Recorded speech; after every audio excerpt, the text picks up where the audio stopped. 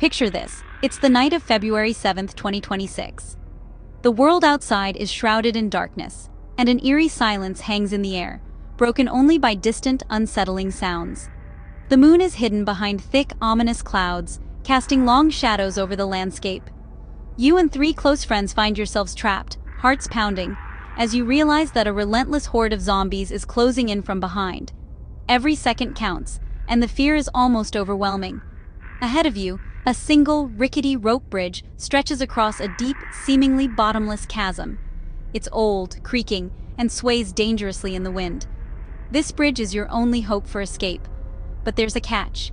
Only two people can cross at a time, and the night is so pitch black that you can't see your own hands without the single torch you have. The torch is your lifeline, and it must be carried back and forth. To make things even trickier, each person moves at a different speed.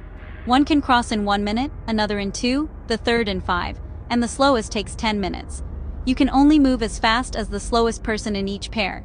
The zombies are getting closer, and you have just 17 minutes before they reach your side of the chasm. The clock is ticking, and every moment matters. The question is, can all four of you make it safely across the bridge before the zombies arrive, or will someone be left behind? The fate of your group hangs in the balance. When faced with a challenge, most people instinctively think, let's just have the fastest person ferry everyone across. It sounds like the smartest, most efficient solution, right? After all, speed seems like the key to escaping danger or solving a problem quickly. But sometimes, what seems like the obvious answer can actually lead us straight into trouble. Let's take a closer look at why relying on speed alone isn't always the best strategy. To really understand, let's break down the math behind this plan and see where it leads us.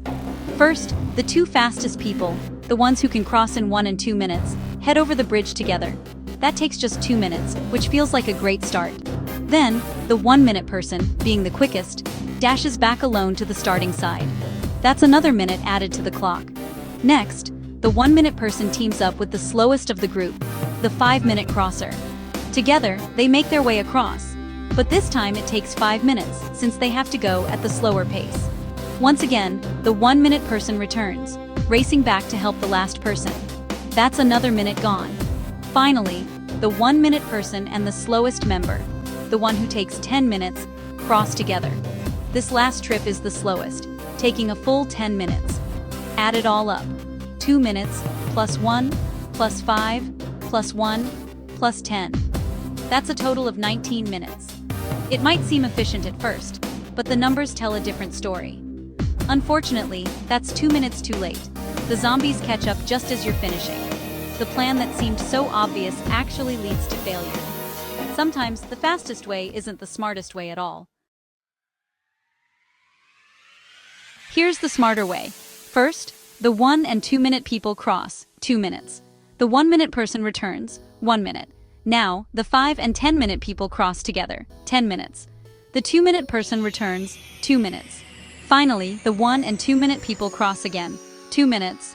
Total, 2 plus 1 plus 10 plus 2 plus 2 as 17 minutes. Everyone escapes just in time. The key, minimize the slowest crossings. Why does this work? What's the underlying principle that makes this strategy so effective? Not just in puzzles, but in real-world scenarios too. It's all about optimization, finding ways to reduce the impact of your slowest steps, and making sure that delays don't multiply. In any process, the slowest part sets the pace for everything else. If you can minimize how often that slowest step holds things up, you make the whole system faster. By grouping the slowest people together, their combined slowness only affects the timeline once, instead of dragging down every single trip. This clever grouping means you're not repeating the same delay over and over. Accepting a slightly slower return trip might seem counterintuitive, but it actually saves precious minutes overall. Sometimes, a small sacrifice in one step leads to a much bigger gain in the end.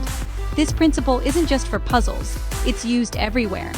In logistics, project management, and even in everyday life, smart planners look for ways to streamline the slowest parts of a process. In computer science, this is called minimizing your bottlenecks. The slowest part of a system limits how fast the whole thing can go, so experts focus on improving or working around those bottlenecks. The bridge puzzle is more than just a riddle, it's a lesson in efficient problem solving. It teaches us to look beyond the obvious and find the hidden constraints that really matter. Next time you face a tough challenge, whether it's a puzzle, a project, or a real-life obstacle, look for the hidden bottleneck. Group your slowest steps and see if you can turn a weakness into a strength. That's how you outsmart zombies and real-life problems. By thinking strategically, you can overcome even the toughest challenges with efficiency and confidence.